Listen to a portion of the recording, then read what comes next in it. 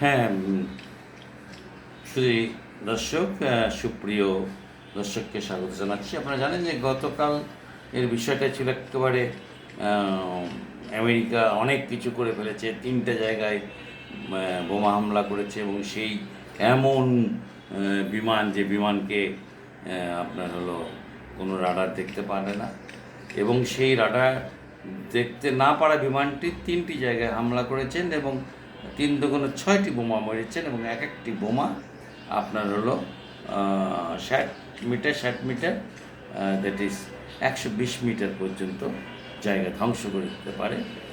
কিন্তু আমরা যেটা জানছিলাম যে আপনার হলো ইরান হলো 90 মিটার নিচে এটা পরমাণু বোমা তৈরি করছিলেন ইউরেনিয়াম দিয়ে। ইউরেনিয়ামের মজুদ ছিল, জানেন যে ইউরেনিয়াম খুবই খতরনাক। যদি কোনো কারণে ব্লাস্ট হয়, কিংবা ব্লাস্ট বলতে আমি ওই ব্লাস্ট বলছি না, যদি তেজস্ক্রিয়তা ছড়াতে শুরু করে তাহলে পরে বড় ধরনের ক্ষতি হয়ে যাওয়ার সম্ভাবনা আছে। যেটা আপনারা নিশ্চয়ই জানেন যে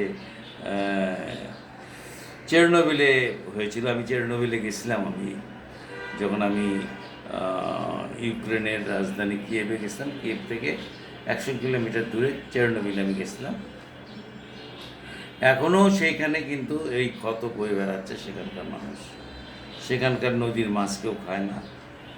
সেখানে অনেক কিছুই আপনার খেলে পারে আপনাকে তেজস্ক্রিয়তার সম্মুখীন হতে হবে।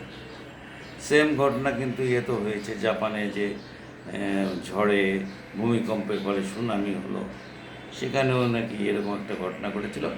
তার চাইতে বড় ঘটনা যেটা ঘটেছে সেটা হিরোশিমা এবং নাগাসাকিতে যে পরমাণু বোমা ফেলেছিল আমেরিকা সেই দ্বিতীয় মহাযুদ্ধের সময়।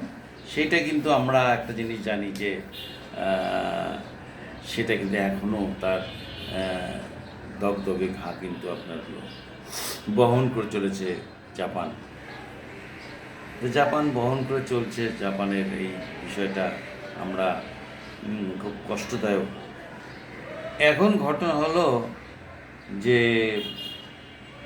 আমরা যেটা দেখতে পাচ্ছি সেটা হলো যে ইরান কিন্তু বলছে না যে তারা তেজস্ক্রিয়তা ছড়াচ্ছে, এবং ইরান না বলার পরেও বিদেশি সংবাদ মাধ্যমগুলোও কিন্তু এই বিষয়টার সাথে একমত যে তেজস্ক্রিয়তা ছড়াচ্ছে না।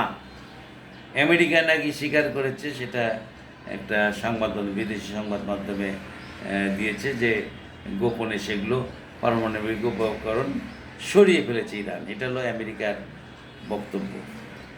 তাহলে 9,000 কোটি টাকা দামের এক একটা বোম, তাহলে আপনার 6টা বোমের দাম হলো 6 নং 54,000 কোটি টাকা।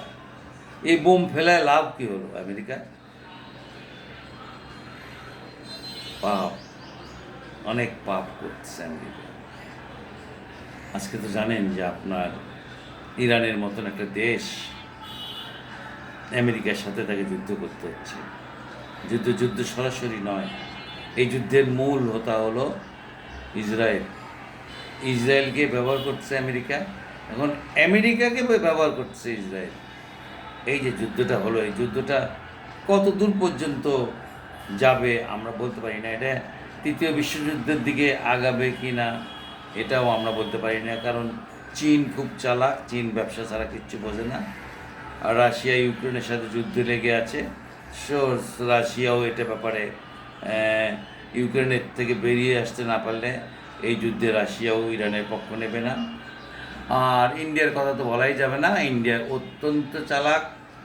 এরা ওই ধরি মাছ নাচুই পানি, এরা এগুলোর মধ্যে যাবে না। অর্থাৎ তারা দেখবে আমরা আছি বাবা, আমরা তো ইরানকে তাহলে একাই যুদ্ধ করতে হচ্ছে। আজকে যেটা খুব দুঃখজনক ঘটনা, পৃথিবীতে 50-এর অধিক হলো মুসলিম দেশ, কেউ তেমন জোরে সোরে প্রতিবাদ করছে না। কিছু ওই হুতি ইয়েমেনেরা কিছু বলছে, এগুলো তো বলে লাভ নাই। আমেরিকা এগুলোকে ড্যাম কি এগুলো কি এরকম করে না। তো এগুলো হলো ব্যাপারটা হলো যে এরা বলতেছে না। কারণটা কি? কারণ হলো কাতার বলেন, এই আপনার সৌদি আরব বলেন, ইরাক বলেন, লিবিয়া বলেন, সিরিয়া বলেন, এই সব জায়গাতে তো আমেরিকান সৈন্য আছে, আমেরিকার অস্ত্র আছে, আমেরিকার ঘাঁটি আছে, এবং ন্যূনতম পক্ষে 40,000 সেখানে আমেরিকান সৈন্য থাকে। আমেরিকা ওইসব দেশে শান্তি রাখছে। তোমরা আমার পক্ষে থাকো, আমি তোমাদের পক্ষে আছি। ইরানকে তো সেই বসে আনতে পারেনি, ইরানকে বসে আনতে পারেনি। এই দুঃখ কিন্তু আমেরিকার, আমাদের না। আমরা দুঃখটা পাচ্ছি না। আমরা যদি দুঃখ পাইতাম তাহলে পরে কিন্তু গোটা বাংলাদেশের বিভিন্ন মসজিদে মসজিদে থেকে আপনার হলো প্রতিবাদ মিছিল বেরোতো।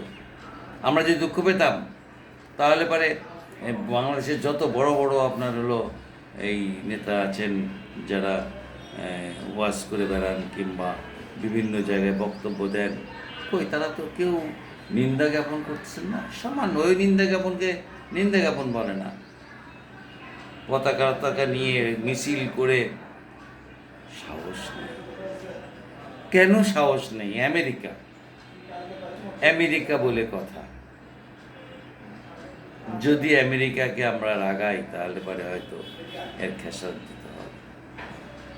কেউ আমেরিকাকে চটাতে চায় না। আমেরিকা পৃথিবীর এখন মাথা, হেডমাস্টার। যা পড়াবে সেটাই পড়তে হবে, না পড়লে দুইটা বাড়ি দিয়া বিদায় করে দেবে, শান্তি টান্তি দৌড় মারবে। হ্যাঁ, আমেরিকা বলতেছে। রাশিয়া তো বড় বড় কথা বলে, আর চীন অর্থনীতি থেকে ফাটায় দিচ্ছে। শালা ব্যবসা ছাড়া কিচ্ছু বোঝে না। আমি রাশিয়াকে এই মুহূর্তে দোষ দেবো না, কারণ রাশিয়া ইউক্রেনের সাথে দীর্ঘদিন থেকে যুদ্ধ করতেছে। তার পক্ষে এই মুহূর্তে এই যুদ্ধে অংশগ্রহণ করা সম্ভব নয়, হয়তো কিছু অস্ত্র দিয়ে সাহায্য করতে পারে। তো পাশে তো পাকিস্তান, কই পাকিস্তান তো হুমকি ধামকি দিচ্ছে না, ইরানের পক্ষে দাঁড়াচ্ছে না। এগুলো হলো জিও পলিটিক্স। এই জিও পলিটিক্সে কী হবে বলা মুশকিল। যদি তৃতীয় বিশ্বযুদ্ধ লাগে, পৃথিবীর মানচিত্র বদলে যাবে। মনে রাখবেন, ইরানকে শেষ পর্যন্ত তারা তাদের হাতের মধ্যে নেবে, নাগালে নেবে। হাতের নাগালে নিয়ে তারপর যেভাবে সিরিয়া, লিবিয়া, ইরাক সব ঠান্ডা করে দিয়েছে, ওইরকম ঠান্ডা করে দেবে। আমাদের শক্তি কোথায় আমরা বুঝে ফেলছি। আমরা তৃতীয় বিশ্বের মানুষ,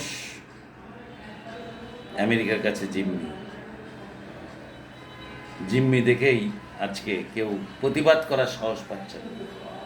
প্রতিবাদ করার সাহস পাচ্ছে না বড় বড় দেশের রাষ্ট্রপ্রধানরা।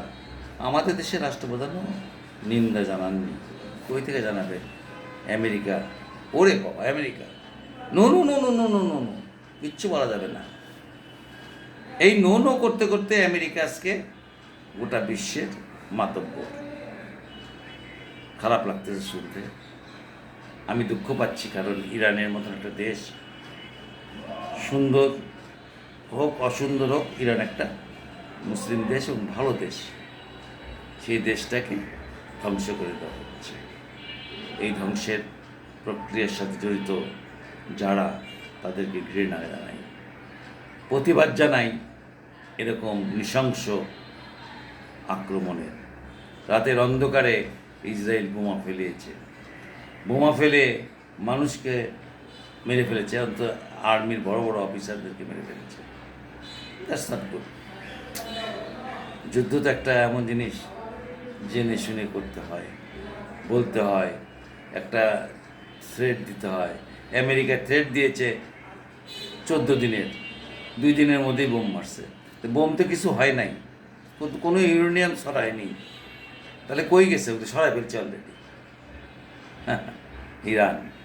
ভালো থাকেন, সবার জন্য